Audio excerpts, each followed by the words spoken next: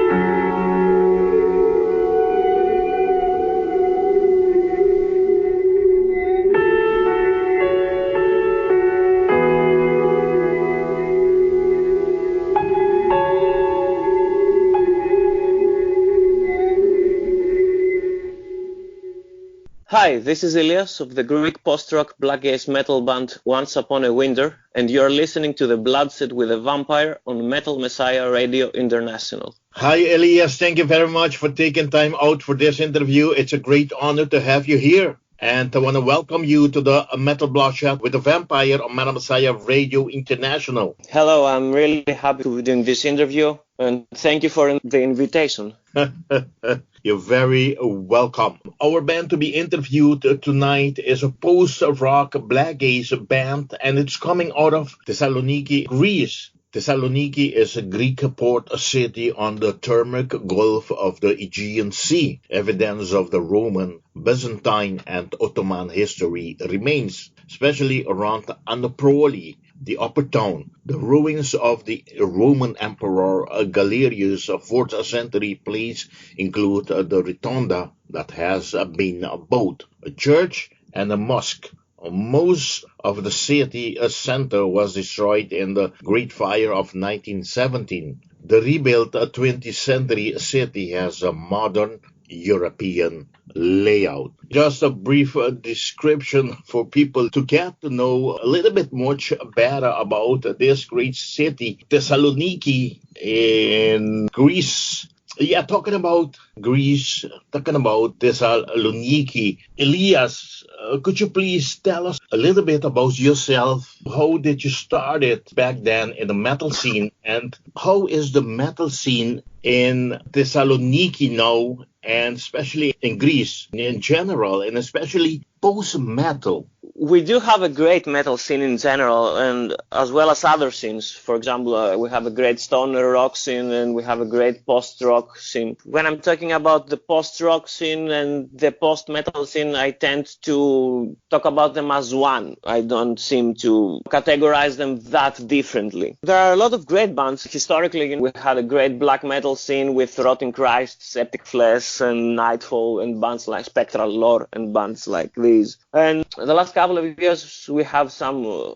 world-famous stoner rock bands like Night Stalker, Planet of Zeus, 10,000 Mods, which stoner rock is not my cup of tea, but I have to give credit where credit is due, and these guys are working hard and have built a great scene. Regarding post-rock, we have some big names started earlier to build this whole scene, bands like We Own the Sky and 1 Hour Before the Trip. During the last couple of years, there are a lot of smaller bands that came to the States, Once Upon a Winter is included. Specifically in Thessaloniki, I've been gone for a long time, and I only recently came back, and now I'm rediscovering things here in Thessaloniki as well. But things keep going well. We may not have as big of a scene as Athens, which is the capital city of Greece, but we try our best, and there are a couple of live stages that promote local bands and underground scene and everything like that. But do you see the post-metal in general are getting a lot of support?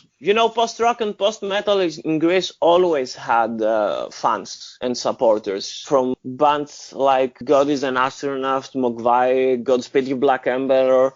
They always sold out their concerts. Regarding post-metal, again, if we're talking about something like Amenra, for example, every concert is sold out. So Sure. Greek fans and Greek listeners are notorious for their concert-going experience. Even if we're talking about just heavy metal, or for black or death metal or post-metal or everything, we're trying to have fun and support the artists, and we're very passionate about it. Before we forget this, Elias, how did you manage your early years in the music? How did you decide to become a metal musician? I don't really know, to be honest. I started listening to heavy metal since I was really young, since I was 11 or 12 years old, because of my aunt. And she showed me The Number of the Beast from Iron Maiden, and that was it. And I started playing with bands since I was 14, 15 years old, and in underground clubs, etc. And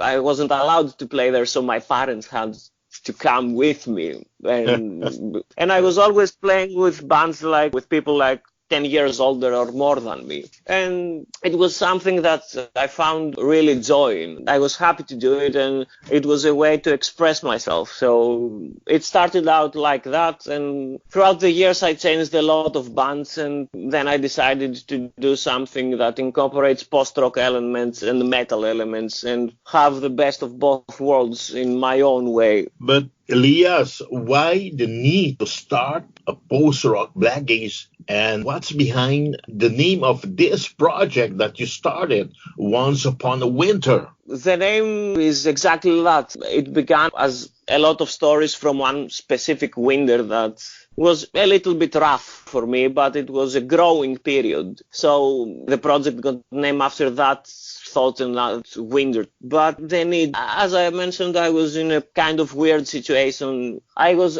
not antisocial, but I wasn't socializing enough. I wasn't expressing myself enough, so I tried to express myself through music, and it was the only way that I could manage to say things that I couldn't find another way to say. And I don't know why it was post-rock or Blackgaze, probably because of what I was listening at the time. And I really enjoyed the creative freedom of instrumental music and only using lyrics and screams just for the crescendo and for the explosion of emotion furthermore than the instrumental music. Once Upon a Winter is a post-rock Blackgaze band from Thessaloniki, Greece. This project you started with a debut release in 2017. The need to perform, as you said, and to present the music live led to assembling of the live lineup of Once Upon a Winter in the fall of 2018. Ilias, could you please present us your current live band lineup, and are you planning to convert this full live lineup into a permanent members? We have Angelos Athanasiadis on guitars, with me on vocals and guitars as well. Fotis Sitaras on bass, Nick Taras on keyboards, and Kostas Noulas on drums. And some of these guys have already played on the third album, for example, on the bass. And I'm working on the fourth album right now, and the plan is that every guy will record their part on the album as well, yeah. I mean, they're great guys, great musicians, and we're having a lot of fun. And we got the chance to bond while we were touring in Europe earlier in October. Yeah, I appreciate what they bring to the table, and I think that they help me even more with composing new music and playing to their advantages. Until now, Once Upon a Winter have released 3 full-length albums: Selective Depression in Chase of a Big Bang, self-released in 2017, Existence, released through the Finnish Snow Wave Records in 2018, and Pain and Other Pleasures, released again through the Finnish record Snow Wave Records last year in 2019. Ilias, could you please share with us some details on the 2 first previous albums, please? Yeah, for sure. Selective Depression in Chase of the Big Bang, nothing of this was planned, right? Well, when I started composing music and gathering songs, I haven't in my mind that I'm gonna make it a permanent thing, right? I was just thinking that it's gonna be one album and that's it, just to see what's what. And I had some songs that I composed all alone in a living room of my old house. And I put myself into it. I started learning how to mix and master, and I'm still learning a lot about it. And I had a lot of help regarding the mixing and mastering process. And one day I've said that, you know what, I'm gonna release the songs. And the support was incredible, and I didn't expect that so many people will end up listening to the album. And I have to thank a lot of people for that. For example, the Facebook page, Greek Post-Rock, and the Osrams World, and World Has Post-Rock, of course, because Selective Depression took off when World Has Post-Rock put the album on his YouTube channel. After the release of Selective Depression in Chase of the Big Bang, I immediately started composing songs that would end up being Existence. And Existence was kind of the switch to the more metal side of Once Upon a Winter. I added the screams, I added more black metal influences in there. That was the sound that I wanted for this project. Selective Depression is a great album. I love this album because it was my first album as Once Upon a Winter, but Existence has something special because it's the sound that I want to give to people. It's the sound that I imagined a lot of years ago. It's post-rock, it's black metal, it's Blackgaze, it has everything that I enjoy listening to. Okay, talking about this album, Existence, which was the band's second album, how did you nail this deal with the Finnish Snow Wave Records? They approached me, Tommy, who is the head of Snow Wave Records, sent me a message to Facebook that he wanted to talk and he wanted to release the album on vinyl and distribute it. I was skeptical at first because I always wanted to do it yourself approach, but Tommy and Snow Wave Records is amazing. It's something that completely changed my view, and it's an opportunity that I couldn't refuse. And through those 2 or 3 years that we're working together, it's a great cooperation and we communicate well. They care for the musician because Tommy is a musician himself as well. And I couldn't be happier with the whole deal. The band did many shows throughout various Greek cities. Among them are, in 2018, that's October, Once Upon a Winter performed as the opening act for God is an Astronaut during the Epitaph Tour in Fix a Factory of Sound in Thessaloniki. Back in May 2019, Once Upon a Winter's music was part of a theatrical play Unborn Land, receiving a cultural award from the UNESCO Club of Piraeus and Island. And most recently, the tour the band did in November 2019, Once Upon a Winter, completed the first European tour with live shows in Germany, Switzerland, and Italy. Yes, Elias, was this tour done by the bus or plane? And how was the trip to these countries? And how was the shows gone in general? Well, it was a mix of transportation. We traveled from Greece to Germany by plane. Then we used the bus and trains to go to Switzerland and Italy, etc. The shows were great. In Germany, we played in Kempten, post-rock festival organized by the band Far Behind the Sun. They are a band that also are in Snow Wave Records label. And they are awesome guys. It was a really professionally organized festival, and it was a great way to kick off our tour and an amazing experience in general. The other shows went great, yeah, and it was our first time touring in Europe, and it's an amazing experience. We were tired, we were sleepless, but it was something like we wanted to do it more, and we wanted to keep going, but unfortunately we are working in other jobs as well, so it wasn't possible to stay more, but we will do it again in the future for sure, and we will visit countries that we haven't visited yet. Okay, very great. I knew you was gonna say that you're gonna be very tired. I mean, especially of course, man, if you have to do the plane, you have to catch a bus either. Yeah, it was stressful, but it was productive stress, right? We kept going and it was great. And which cities did you perform? We played in Kempten in Germany, in Zurich in Switzerland, and in Rome in Italy. We were planning on playing in Milan as well, but the same day Godspeed You Black Emperor were playing in Milan, and we couldn't go against Godspeed You Black Emperor, and nobody would show up. And we ended up going to Godspeed You Black Emperor ourselves, so it was fun. Okay.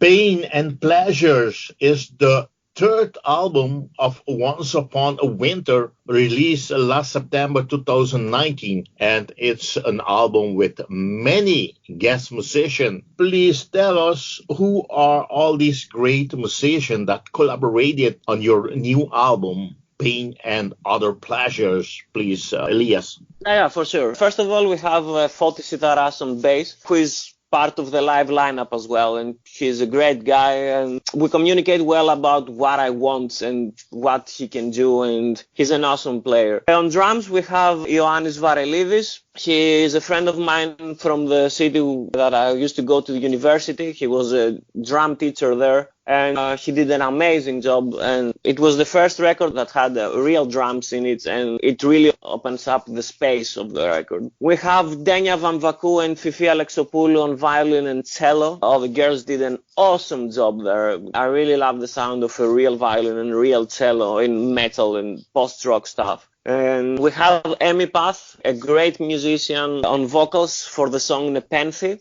She's an amazing composer, she's an amazing vocalist and an amazing musician as well. She has one full album herself, and right now she's working on her second album. And finally we have Hrissa Kourenda playing the piano on the last bonus track, Forgotten. She's a childhood friend of mine, and she's an awesome person as well. This third album, titled Pain and Other Pleasures, saw its release on September 20, 2019, as we just said, via the Finnish label Snow Wave Record. Elias, if you don't mind, could you please describe us the album tracking list? The first track, called A Loose End in Time, in my mind I see it as the perfect transition between Existence and as an album and Pain and Other Pleasures as an album. It plays within the same concept. It uses parts of Studies on Pessimism from Arthur Schopenhauer, which was happening in Existence as well. And the reason behind it, the reason I chose it as the first track of the album is because, as I said, it's a great transition between the two albums. And basically, if you see it as a part of a story, Pain and Other Pleasures take place exactly after Existence left things. Then you have the second track, which is Partial Fraction Decomposition. It is, it doesn't seem like it, but to me, it's probably the saddest song of the album for several reasons, and I would like to leave it there. Then we have Pain and Other Pleasures, which is the third track and the self-titled track. It's a purely post-rock track of the album, and it plays a lot with piano and atmospheres. And I don't know why I like it, but I really like that song a lot. And we had the opportunity to present it and play it live during our show with God is an Astronaut way back before the album was completed. And I think people liked it as well because it's really dark and erotic and atmospheric, all in the same place. The fourth track, V Waves, it's probably it is the light in the darkness, this song. If you consider the whole album as a dark album, V Waves is the light within this darkness, and it's based purely on guitars and synths, and it's melodic and atmospheric as well. And then we have the fifth track, which is Nepenthe, featuring Emi Path vocals. A lot of people are saying that this track reminds them of old style Anathema or Moonspell. I don't know why. I don't see it, but yeah, it's the most Blackgaze track of the album. There's the use of screams, and there's tension, and there's the dialogue between the character that Emilia portrays, which is Nepenthe, and me, with some screams at the end of the song. Let me tell you one thing, Elias. That's for sure my favorite song on this great album, man. Oh, thank you so much. It's the favorite for a lot of people, actually. I don't know why, but yeah, I guess it's a good song. I don't know. But a lot of people are saying that this is their favorite song, actually. Which is good, because I really like the song, and we really worked hard to find a way to incorporate her vocals in the whole orchestration and make it something more like a dialogue within the music. And then we have the sixth track, which is Ramos Ferrara. It's named after the famous black sandwich in Iceland, and I named it like that because after a trip to Iceland, and the nature there is scary, not just beautiful, it's scary beautiful, and you are in awe when you're in Iceland and looking at all those beautiful things. I was inspired by this trip and the experiences that I've lived in this trip, and that was how Ramos Ferrara got composed. And the final track, the bonus track for the CD version of the album, is Forgotten. It's a piano song with cello and violin melodies. I think it's the perfect way to end a dark album. It's nostalgic. It's got a bitterness to it, but it also has some hope that even though things might be somewhat dark, everything will find a way to work out in the end. So I want to thank you very much for describing the album tracking list.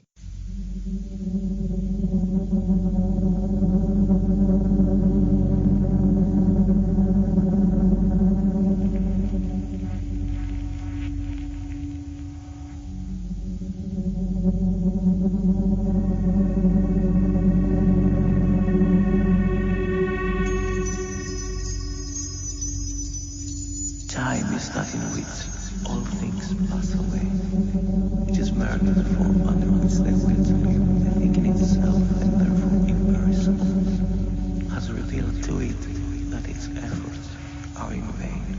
It is that agency by which at every moment all things in our hands become nothing and lose any real value they possess.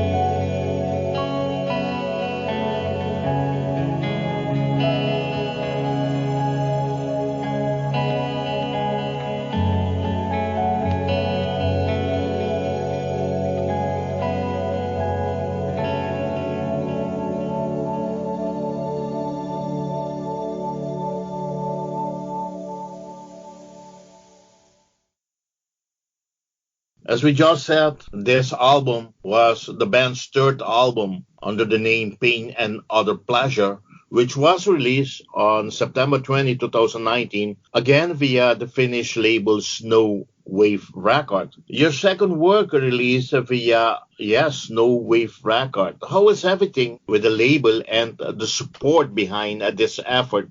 And will there be another album to be released via Snow Wave Records, Ilias? The support behind Pain and Other Pleasure was amazing. There was a point that me and Tommy from Snow Wave, we were talking every day for 1 or 2 months. And they helped me and they created the animated video clip for Ramos Ferrara. And I know that they put a lot of effort in this album as well. And it's great as an artist to feel that there is support from that kind of support from your label, because you feel like your music means a lot to them as well, means a lot to the label as well. And there's nothing more that you can ask a label to do for you. As far as another album, I'm working for the fourth album. We haven't talked about it with Snow Wave Records up until now. I know that they're planning other releases at this moment as well. I think that we have time ahead of us to discuss about it. And of course, Snow Wave is my first priority as a record label right now. I would love to keep our cooperation going. And I think that Snow Wave feel the same way as well. But what I mean, at least there's no contract signed. Up until now, no, we haven't discussed it, because until now I haven't been focused on the new album. We're focused on playing shows and touring and stuff like that. After all these things clear and I focus on the album itself, then we'll talk with the label and probably sign a contract and see where we go from there. Okay, the first single, A Loose End in Time, of the new album Pain and Other Pleasure was premiered exclusively on July 13, 2019. For this special occasion, you work with Where Post-Rock Dwells. Tell us more about this great idea. Both Where Post-Rock Dwells and World Has Post-Rock right now are the biggest YouTube channels regarding post-rock and post-metal, and they offer a lot to our community. They help numerous bands be heard across the world, and without Where Post-Rock Dwells and without World Has Post-Rock, the whole post-rock scene, the whole post-metal scene would be at loss. There are a lot of bands from Greece, from Serbia, from Turkey, from Iran, from USA, from everywhere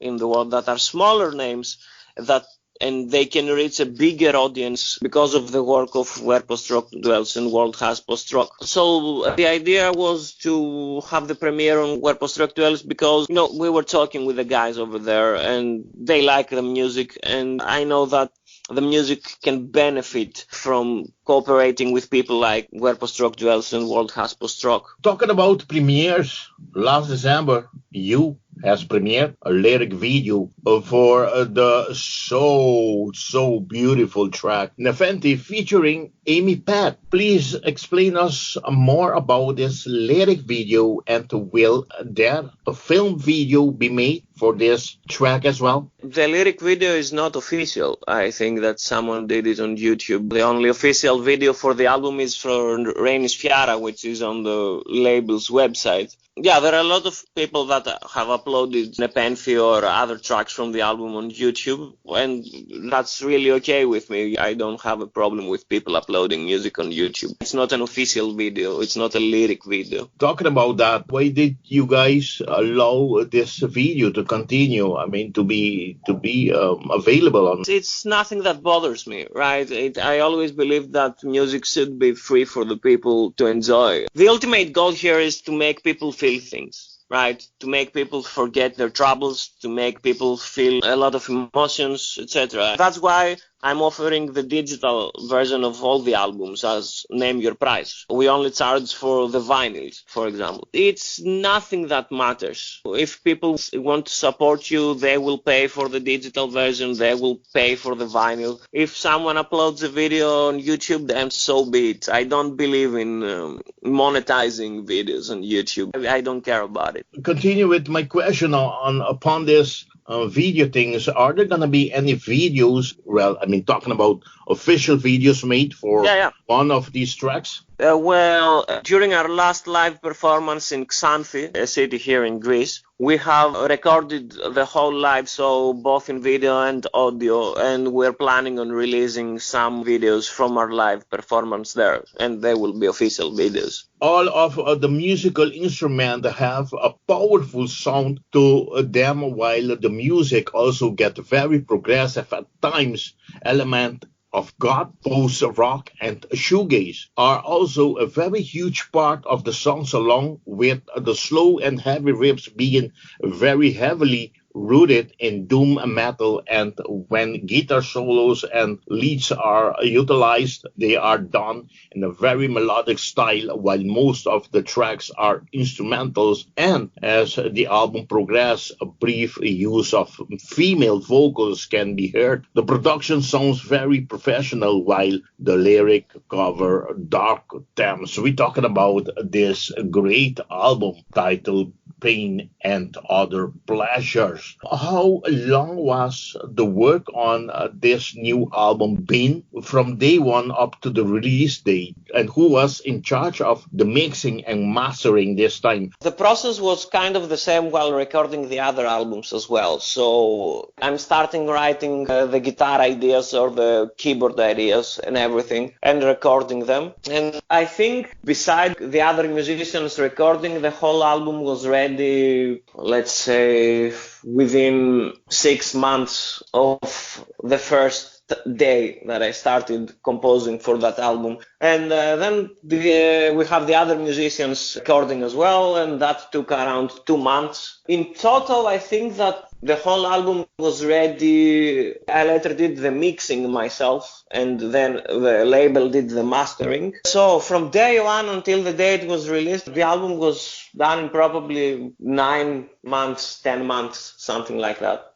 An exceptional work, translating the emotion from music into a stunning cover. The artwork was created by your mother, Ilias. Is your mother a professional painter, and how come she decided to create this artwork for this release? I don't think that she considers herself a professional painter, but she's great. Actually, we were talking a lot about the artwork, and I told her what I had in mind, and she listened to the music as well before she created the artwork. And through conversations and the music and everything like that, I told her what I had in mind, and then she later put herself into it as well, and we had that result, which was literally a big painting that we photographed and then used it as the cover artwork for the album. The painting, we have the original painting as well, and we have plans for the painting as well. But we have to see in the future how this will pan out. Compared to the other artwork for the previous album, who has done those? For the first album, I did the artwork. That's why it's not that good, but yeah. The second album, I have a close friend of mine who is an architect, and she does a lot of stuff like that. She's working as a graphic designer a lot, and I honestly didn't give her any directions at all. We were discussing about existence, not existence the album, we were existence in general, and we were having conversations about life and friendship and a lot of stuff like that. And I told her that I wanted the cover artwork for the second album based on all these conversations that we had. And she actually created that beautiful artwork, and I mean, it's stunning as well, and it incorporates and enhances the music of existence in a whole other level. Okay, once again, yes, Elias, I really impressed for the job done by your mother, and I want you to congratulate her for doing such a great. I'm looking at the cover artwork now, and it's just impressive. It's so stunning. Thank you. I will give her your congratulations. Yeah, for sure. Okay, I saw the album was printed and made available on a very beautiful red color vinyl. In how many other formats is this album available, and will the vinyl one be in more colors printed? There's the vinyl, there's a CD version that you can only buy, I think, through the Snowwave Records label online store. There's the digital version. Right now, the vinyl on our Bandcamp site is almost sold out. I think that the safest way to go is going to the label's web store. Right now, there are no plans of repressing it, but I don't know, maybe in the future, probably. You have to sold out every copy to repress it. So we're nearly sold out our copies, and we'll see what the label thinks as well. So now there's only the red color available? Yeah, there's the red color available right now, yes. Yeah, it depends what happened with the sales, and then it might be that you will have in more colors for the next print. Probably, yeah. We'll have to wait and see. But yeah, if the album is going to be repressed, then we'll have more variations. Okay, this is the group's third effort, and dishes out forceful influences of black metal, weighty gothic doom, and progressive instrumentation with violins, keyboards, and female vocals mixed with their atmospheric post-rock. So especially for you out there that loves metal and loves post-metal, don't hesitate to go to your nearby record shop and buy this great new album, Pain and Other Pleasure. We highly recommend this great masterpiece. Okay, yes, almost at the end of our interview, I'm sure fans want to see the band live. And because of that, my next question is, what else will the band be doing for the rest of this brand new year 2020, Elias? We have 2 more shows in Thessaloniki during the next months, but they're not officially announced yet, so I can't say more. We are in discussions regarding a small tour in the Balkan region, probably Bulgaria, Romania, stuff like that.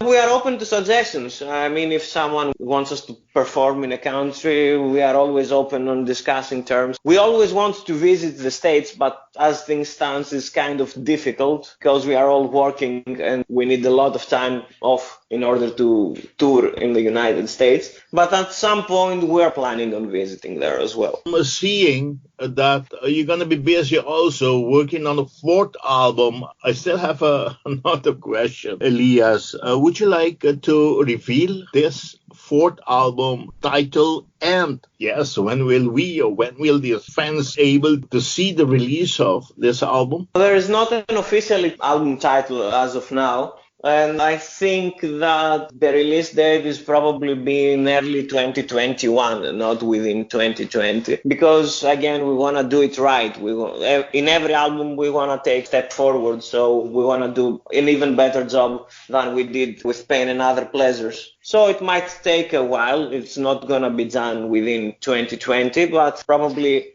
I hope, in February of 2021 it will be out. We will see you back. We will have the pleasure to have you back maybe in a year from now talking about this new album. Yeah, I would be really happy to do it again.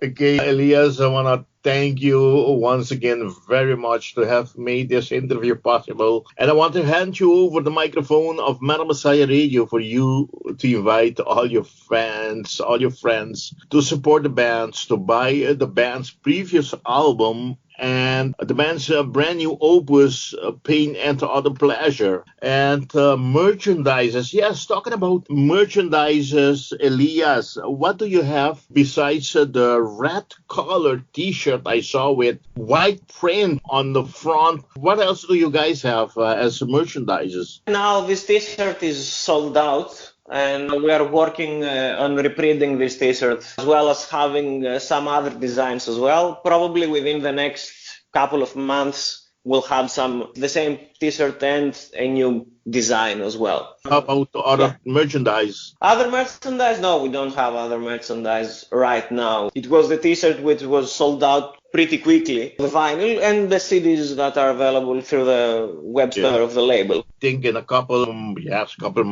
weeks, couple months, you will be getting more t-shirts. Yeah, let's cross the finger that you guys will get some patches as well. Yeah, why not? I didn't know that patches are still a huge thing, but it seems that a lot of people want patches as well. So yeah, maybe that's an idea. Yeah, I'm sure.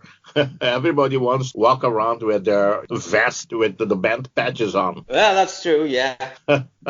Okay, in the meantime, I want to hand you over the microphone of Metal Messiah Radio for you to invite everybody to support the band, to assist the concerts the band has in plan now, and to buy this great new masterpiece, Pain and Pleasure. The microphone is all yours, Ilias. Well, first of all, I would like to thank everyone who is supporting the band from the beginning. Nothing would be possible without the support of so many people and without the help and love of so many people. If you want to check out the music, you can go to the official Bandcamp, onceuponawinter.bandcamp.com, or on the official website of the band. If you want to find out more and learn about new live shows and news about the band, you can follow us on Facebook, and you can follow the official website of the project, onceuponawinterband.com. Yeah, thanks for the love, thanks for the support.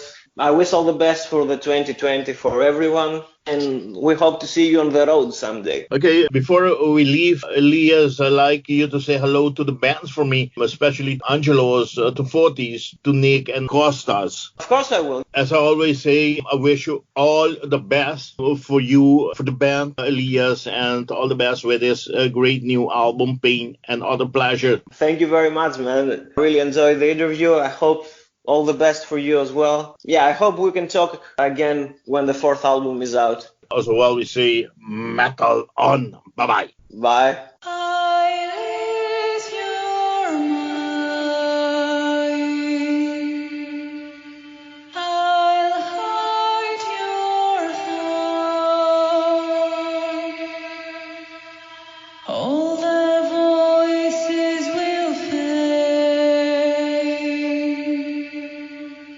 Feel my